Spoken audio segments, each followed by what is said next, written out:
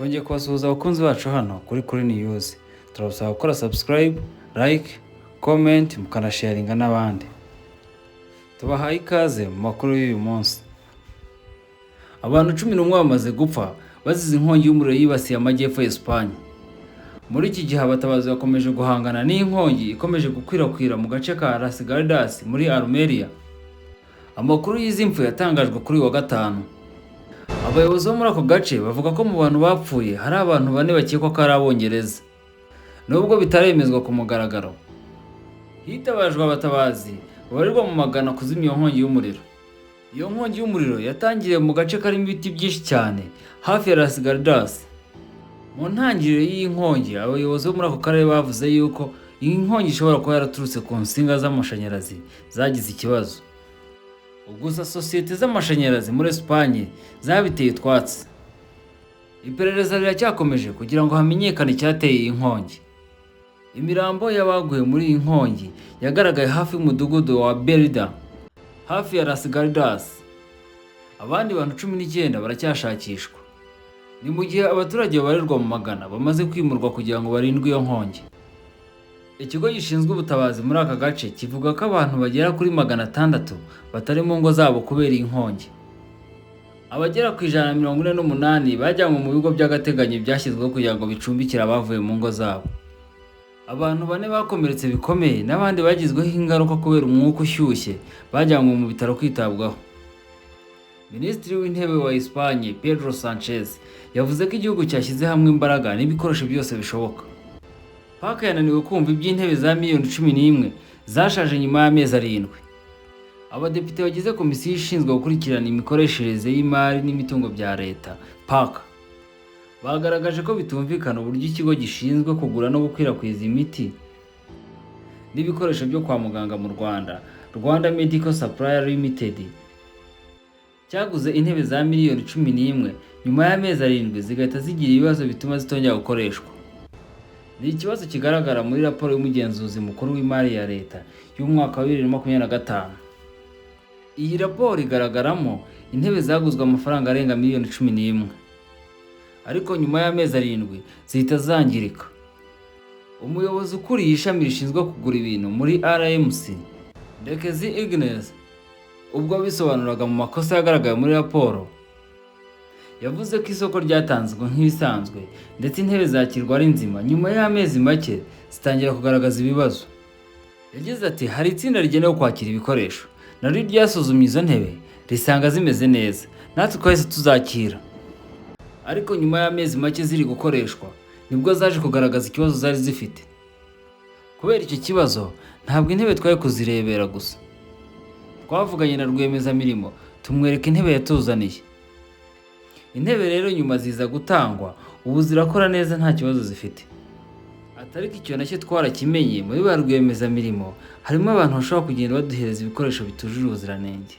Nabo hari ingamba zo kubashyira ku rutonde, ariko kuva intebe yarazikoze tubona ko kuva igihe zikoreye ubu zirakora neza nta kibazo. Vice Perezida wa Paka murumuna wabo Cecile yahise abaza ati igiciro cyo kuzisana cyishyuwe nande? Ndekezi yavuze ko ari Musariye yishyuye ikiguzi kuko byari bigeze mu gihe cyo gusana.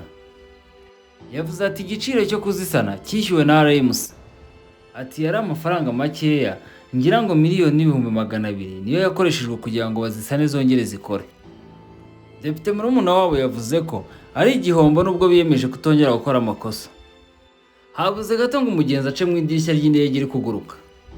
Umugenzi ari mu ndege ya sosiyete ya Ryanair yarokotse impanuka yashoboraga kumugiraho ingaruka zikomeye nyuma y'uko idirishya ry'iyo ndege rivuyemo. Ubwo yari iri mu kirere ijya mu Budage, abagenzi bari kumwe nawe bahise bamukurura kugira adaca mu mwanya wavuye mu idirishya. Indege yari ivuye mu mujyi wa Thessaloniki mu Bugereki aho yerekezaga mu Budage. Uwo mugenzi wavuzweho ko yari agiye guca mu idirishya ry'iyo ndege yari umunyaserbiya wari utembereye. Yahise ajyanwa mu bitaro kubera ibikomere byoroheje. Gusa nubwo yajyanwe mu bitaro ubuzima bwe bwawe bumeze neza. Umwe mu bagenzi bari muri iyo ndege yabwiye abanyamakuru ko abenshi mu bagenzi bari basinziriye ubwo bumvaga urusaku rumeze nk'aho ipine ituritse. Uyu mugenzi yavuze ko ibikoresho byo kwirinda umwuka muke mu ndege bahise babihabwa. ndetse ko hari impumuro idasanzwe yumvikanyemo. Yongeyeho ko umutwe n'ibitugu by'uwo mugenzi yabyegereye idirishya, ariko ati ko yari yambaye umukandara w'umutekano byamufashije kuba atajya mu kaga. Abandi bagenzi bahise bamufata baramukurura. Ibinyamakuru byo mu Bugereki byavuze ko iki kibazo cyabaye ubwo indege yari iri mu kirere cya Macedonia y'Amajyaruguru, ndetse ko bishoboka ko iryo dirishya ryangijwe n'icyuma cyavuye kuri moteri y'indege. Sosiyete y'iyo ndege yahise itangaza ko indege yasubiye inyuma ku kibuga cya Thessalonica. Yavuze ko iyo ndege yageze ku kibuga nta kibazo gikomeye kibayeho. Nyuma yaho iyo sosiyete yatanze indi ndege ngo itware abo bagenzi. Nyamasheke amaze amasaha 4 mu bwiherero akurikiranye umwana w'ihene waguyemo. Simba Ndumwe Dume w'imyaka 30 wo mu mudugudu wa Nyarusange, akagari ka Vugankuma, umurenge wa Macuba, akarere ka Nyamasheke, arembeye mu bitaro bya Kibogora nyuma yo kumara amasaha 4 mu bwiherero. Yaguyemo akurikiye umwana w'ihene utaramara icyumweru uvutse wari uguyemo. Bivuga ko yakuwe muri ubwo bwiherero bwa metero 15 yarengewe, ariko ubu ngubu akaba akomeje kwitabwaho n'abaganga. Perezida w'u Burundi Evariste Ndayishimiye yababajwe n'inkongi yibasiye isoko ry'Ingozi. Perezida w'u Burundi Ndayishimiye yagaragaje akababaro yatewe n'inkongi y'umuriro yibasiye isoko ry'Ingozi, aho abacuruzi benshi bahuriye n'ibihombo nyuma yo gutakaza ibicuruzwa byabo. Mu butumwa yanyujije ku rukuta rwa X, yavuze ko we n'igihugu muri rusange batewe agahinda n'impanuka ikomeye. Asaba abahuye n'iki cyago gukomera no kudacika intege. Ati dutewe umubabaro n'isoko rya Ngozi ryaraye rihiye, aho abaturage bahakorera baraye baburiyemo ibyabo. Twihanganishije cyane abagezweho n'ibyo byago, turabasaba kudacika intege. Iyi nkongi yatumye abacuruzi bacuruza muri iri soko batakaje ibintu byinshi mu byo bacuruzaga, ndetse abaturage batandukanye bagaragaje impungenge basaba ko hakongerwa imbaraga mu gukumira inkongi z'umuriro zibasira amasoko no kunoza uburyo bwo kuzizimya. Abaturage basubije kuri ubutumwa bwa Perezida Ndayishimiye, bakomeje kwihanganisha ababuze ibyabo.